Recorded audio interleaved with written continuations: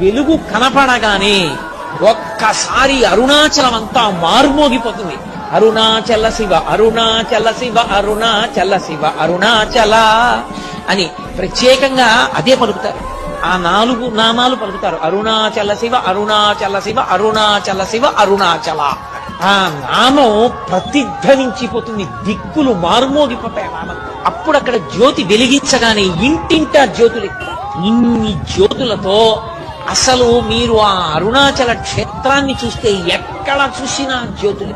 ఇన్ని లక్షల మంది ఆ జ్యోతి వెలుగుతుండగా పర్వతం మీద ఆ పౌర్ణమి నాడు ప్రదక్షిణం చేస్తారు. కార్తీక పౌర్ణమి నాడు ప్రదక్షిణం చేయడం అంటే మీరు నడవడానికి ఏమి ఉండదు. మీరు అంగుళం ఖాళీ వస్తే కాలు కదుపుతూ వెడుతూ ఉండడమే అంతే. అలా తిరుగుతారు. అసలు అది జనం ఇలా ఇలా నడుస్తూ ఆ గిరి చుట్టూ తిరిగే స్థితిని చూడడం సార్ అంత అద్భుతంగా ఉంటుంది. కొండంతా జనంతో నిండిపోతుంది. అంత పెద్ద జ్యోతి